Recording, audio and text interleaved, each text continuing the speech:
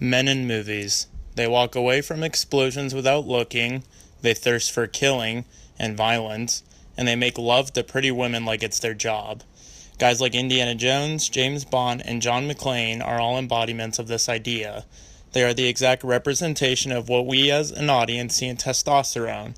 Yes, it can't be disputed that guns strongly present a man's masculinity, as they are the representation everything we associate with the male gender: reckless, defensive, exciting, powerful.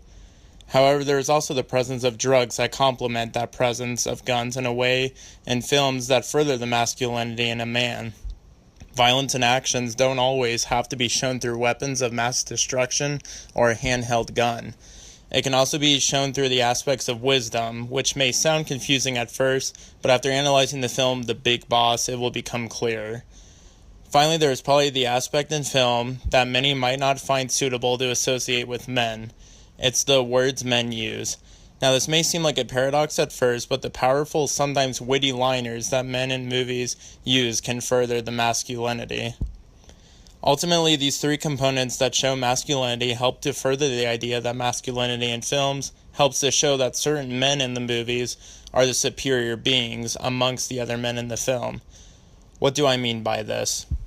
Let's first take a look at the witty comments and how they're used. A form of intimidation or trying to be the bigger man is the use of powerful, witty comments. Clint Eastwood was known for doing this in his spaghetti westerns right before he was going to kill a man or after he did. Get 3 coffins ready. The film that he does this best in and is used to be examined is the 1983 American film Sudden Impact, directed by Eastwood himself, and it follows Inspector Harry Callahan. In this film, there is a scene where Callahan comes face to face with a group of burglars holding up a diner. They quickly meet with their guns drawn on him, but Callahan is not fazed by this, and instead decides to carry on a conversation with the burglars as if it's a normal situation. Every day for the last 10 years, Loretta there has been giving me a large black coffee. Today she gives me a large black coffee, only it's got sugar in it. A lot of sugar. I just came back to complain.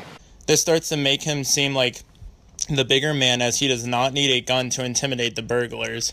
Right after having a leisurely conversation, Callahan states, Whoa, we're not just gonna let you walk out of here. Who's we, sucker?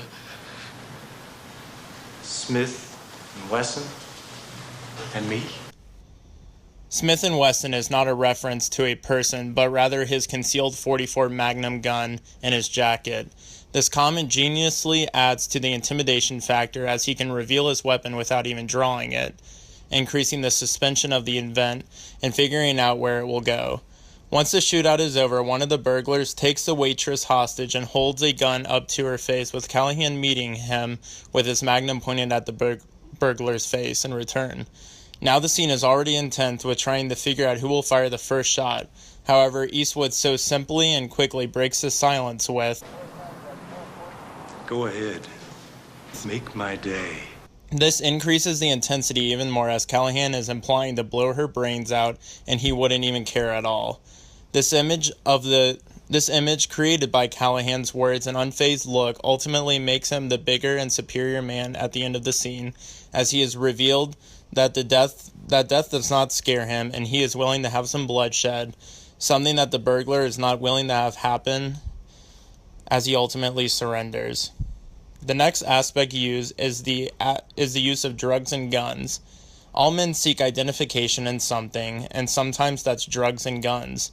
This is more evident in the 2002 Brazilian film City of God.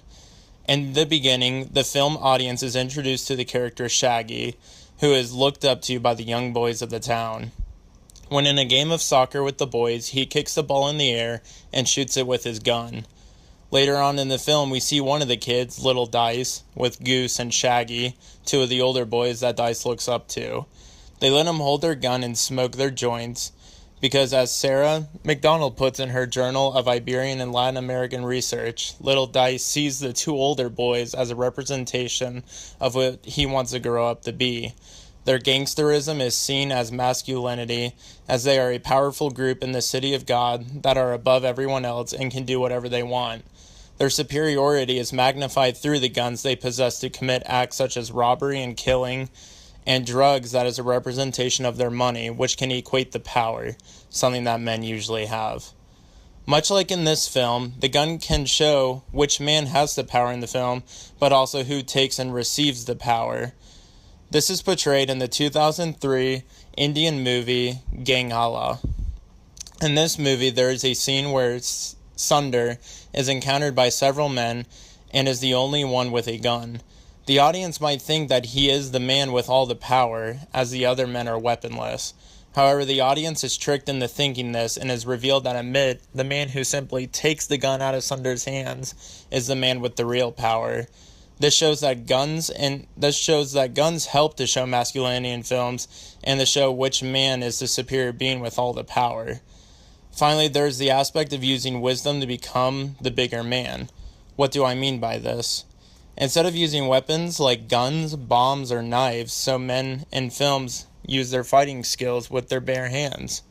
Sometimes it can be seen during these fights how wise the men are with calculating every move of their opponent or opponents all at once and counter their moves. The man that was most genius at this was Bruce Lee in his 1971 Japanese film The Big Boss. In this film, there is a scene where Lee's character, Cheng Chow-en, is taken on by 25 other men and a sensei during training. It can be seen that throughout the scene he is calculating the moves and attacks of every 25 of his opponents and defending himself with nothing but his hands. Now it could be argued that during his fight with the opponents, he uses a pair of nunchucks.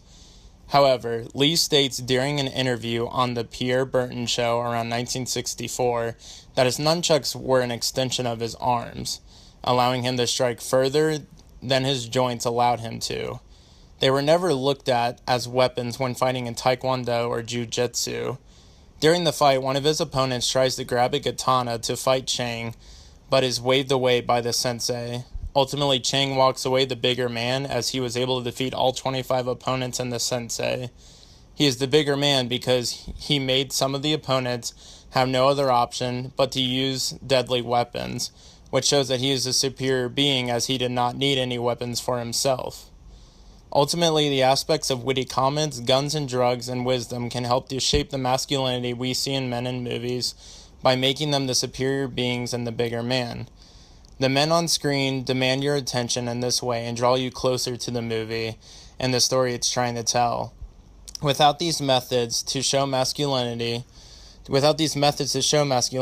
effort would ultimately come up short, and these men would not be able to appear as manly as they could have, leading to crucial characters in films being ruined and the film itself being ruined.